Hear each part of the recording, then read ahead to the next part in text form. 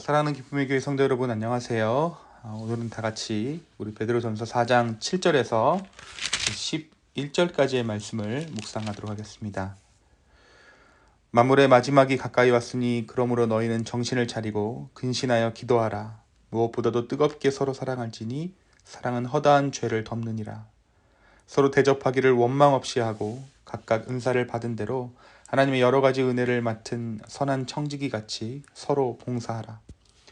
만일 누가 말하려면 하나님의 말씀을 하는 것 같이 하고 누가 봉사하려면 하나님이 공급하시는 힘으로 하는 것 같이 하라. 이는 범사의 예수 그리스도를 말미암아 하나님이 영광을 받으시게 하려 함이니 그에게 영광과 권능이 세세에 무궁하도록 있느니라. 아멘. 네, 오랜만에 말씀 묵상과 함께하는 아침입니다. 그동안 개인적인 건강 문제로 함께하지 못해 죄송합니다.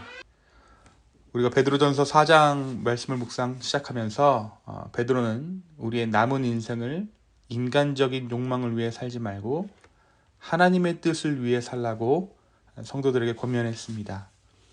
이 권면과 함께 비록 우리가 과거에는 술 취함과 방탕함에 빠져 살았더라도 그것은 과거의 일일 뿐 더 이상 우리에게 실제적인 권세를 행할 수 없음을 강조합니다.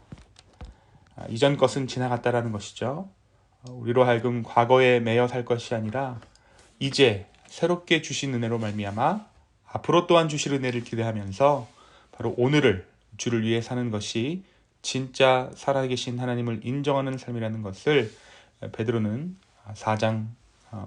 4장을 시작하면서 우리에게 말하였습니다. 과거에 내가 이렇게 살았기 때문에 오늘은 잘 살아봐야지 하는 마음으로 사는 것이 아니라 오늘 주님께서 주신 은혜에 감사하며 살아가는 것, 과거에 매이지 않고 오늘을 살아가는 사람들, 그것이 바로 주님께서 원하시는 저와 여러분의 오늘 하루 삶의 모습일 것입니다. 베드로는 오늘 말씀에서 마지막이 가까웠다라고 선언합니다. 여기서의 마지막이란 우리의 기다림의 마지막일 것입니다. 그러니까 예수님께서 다시 이 땅 가운데 오실 그날이 머지 않았다라는 의미이죠. 우리가 흔히 마지막 때를 말세라고 이야기하는데 성경에서 이 말세란 예수님께서 십자가에 돌아가신 후부터 예수님께서 다시 오시는 그날까지의 시기를 말하고 있습니다. 그러니까 신약 시대를 살아가는 저와 여러분은 모두 말세를 살아가고 있는 것입니다. 이 말세에 우리는 어떻게 살아야 합니까? 이 마지막 때에 베드로는 우리를 향해 정신을 차리고 자제하여 기도하라 라고 권면하고 있습니다. 그렇습니다.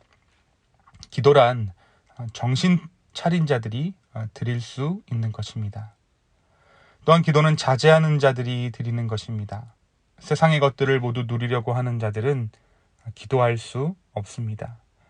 만약 그러한 기도, 그러니까 세상의 것들을 누리고자 하는 기도는 주님께서 원하시는 기도가 아니라는 것이죠. 이 마지막 때에 우리는 정신을 차려야 합니다. 그리고 우리의 자유, 우리가 누릴 수 있는 것들이 참으로도 많은 이 세상이지만 그것들을 자제하고 기도하라는 베드로의 이 권면에 귀를 기울여야 할 것입니다. 그것이 바로 성도가 살아야 할 마땅한 거룩한 삶인 것이죠. 또한 베드로는 우리가 열심을 내야 할 것이 있다라고 말합니다. 자제하는 가운데, 정신을 차리고 자제하고 기도하는 가운데 우리가 열심을 내야 할 것이 있다라고 오늘 말씀 가운데 이야기하고 있어요. 우리가 열심을 내야 하는 것은 바로 서로를 사랑하는 일에 열심을 내야 한다라고 말씀합니다. 그러면서 이 사랑의 위력, 사랑의 능력에 대해서 베드로는 설명하고 있습니다. 오늘 말씀이 이야기하는 사랑의 위력이란 무엇입니까? 사랑은 허다한 죄, 그러니까 많은 죄를 덮어주는 위력이 있습니다.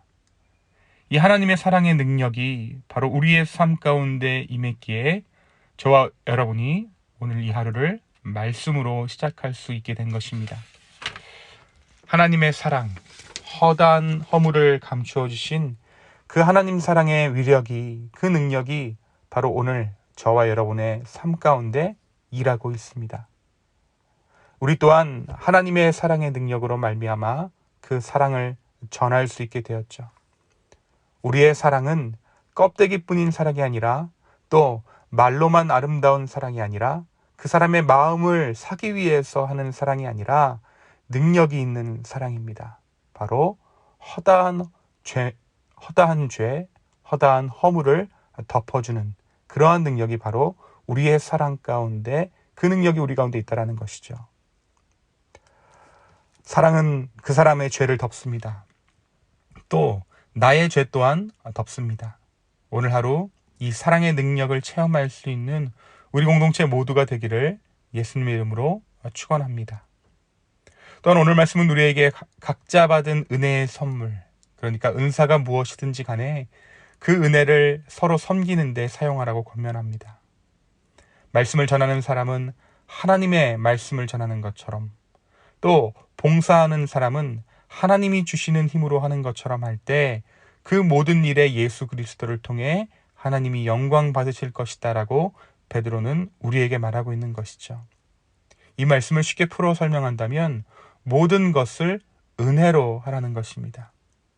내 능력이 드러나는 것이 아니라 하나님께서 나에게 말씀 섬기는 능력을 주셨기 때문에 하나님으로부터 공급받은 그 말씀을 공동체 가운데 전하고, 또 하나님께서 나에게 허락하신 여러 가지 물질과 시간적인 것들, 그런 것들로 인해 우리가 다른 사람들을 섬길 때 하나님께서 비록 영광 받으신다라고 오늘 말씀이 이야기하고 있어요. 그렇습니다. 저마다의 은혜가 있고 저마다의 은사가 있습니다. 그런데 하나님께서 그 은혜와 은사를 왜 주셨겠습니까?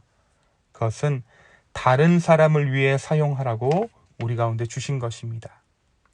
나를 위해 그 은사를 사용하는 것이 아니라 다른 사람의 구원을 위해 그 은사를 사용할 때 우리는 비로소 예수 그리스도 안에 있음을 확인하며 그 예수 그리스도로 말미암아 하나님께서 영광 받으시는 것입니다. 때로 우리는 다른 사람을 위해서 봉사하지만 그 결국은 나를 위해 봉사하는 경우가 많이 있죠. 이 일을 함으로 인해서 내게 얻어지는 것들, 혹시나 우리의 봉사가, 우리의 은혜로 하는 이 봉사가 그 끝이 나의 욕심을 채우기 위해서는 아닌지 점검할 수 있는 이 아침 되기를 소망합니다.